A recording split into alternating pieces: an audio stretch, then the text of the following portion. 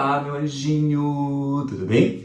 Quero falar com você sobre a lista de livros do vestibular do ITA 2022. Essa lista é composta de 3 livrinhos. Eu aconselho que você comece lendo justamente Seminário dos Ratos, de Lígia Fagundes Telles. Por que por ele? Porque são 14 contos, ou seja, 14 narrativas curtas. Isto é, você não vai se cansar, não vai gastar muito tempo para captar, para entender cada uma dessas histórias.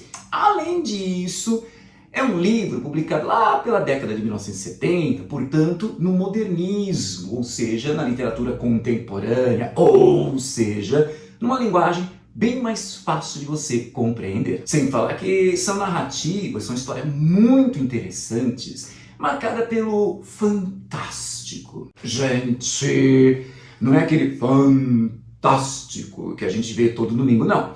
O fantástico na literatura é outra coisa. É aquele tipo de narrativa que a gente está lendo e a toda hora a gente tem vontade de dizer I have a bad feeling about this. Isso mesmo, I had a bad feeling about this. Ou seja, eu estou sentindo alguma coisa estranha nessa história. Por isso que eu acho que você vai gostar dessas histórias, né? O problema é que o ITA costuma fazer questões muito detalhistas, muito específicas. Então, eu aconselho você a fazer o quê?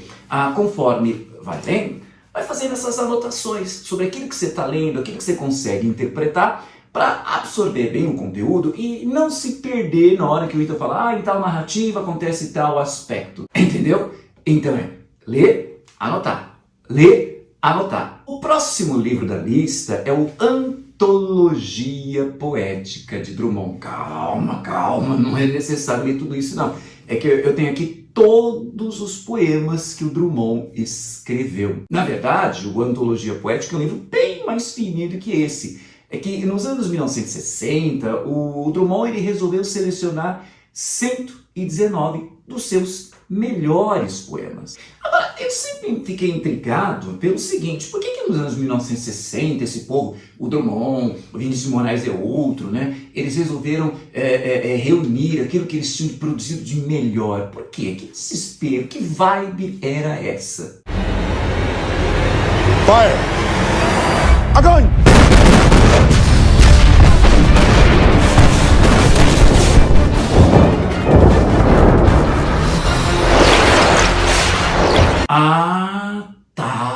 Pairava no ar aquela sensação de que o mundo poderia acabar assim, né?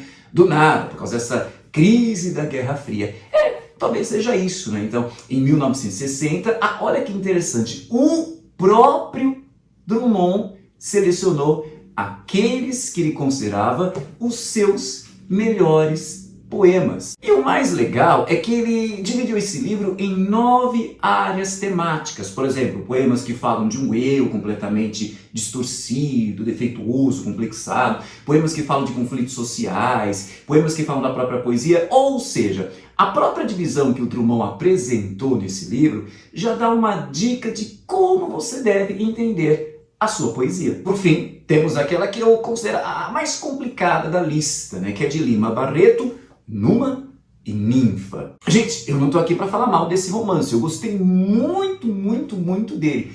Mas é que ele vai falar exatamente o quê? Do início da República Brasileira. E se passa no meio dos políticos e você vai ver, por exemplo, como os políticos dão as costas para o povo, como a eleição muitas vezes não tem nada a ver com os desejos do povo, como há corrupção, como há setores da sociedade que são apaixonados pelo autoritarismo no governo. Na verdade, você vai ficar com aquele déjà vu, aquela impressão de que How little the world changes. Exatamente, você vai ficar com aquela impressão de que how little world changed, né? Você vai ficar com aquela sensação de que, nossa, mas parece tanto o Brasil de hoje. E sabe o que é pior? Veja o que a Mildred Natwick disse. None of this is any surprise to me. The only thing that might surprise one is how little the world changes. Quer dizer, quando você lê esse livro, você percebe, nossa, tá tão parecido com o Brasil de hoje, e aí você fica com aquela sensação de, olha, nada disso me espanta. O que me espanta, como diz a Mildred Netwick, o que me espanta é como o mundo, ou seja, o Brasil mudou tão pouco. Mas aí você me pergunta, professor, por que então você acha que esse livro vai ser complicado? É porque a sua narrativa, né, a narrativa desse livro não prende você tão rapidamente, porque eu não tenho um fio que vai conduzir a narrativa. Nós temos várias personagens, várias situações, vários temas. É como se o livro fosse composto de blocos. Fica difícil então você pegar a noção do conjunto. É por isso que eu aconselho a lê-lo por último, né? Depois que você já se desvencilhou das outras tarefas literárias. Ou se você é daquelas pessoas que prefere já se livrar do mais trabalhoso primeiro, então começa por este livro. Cada um é cada um.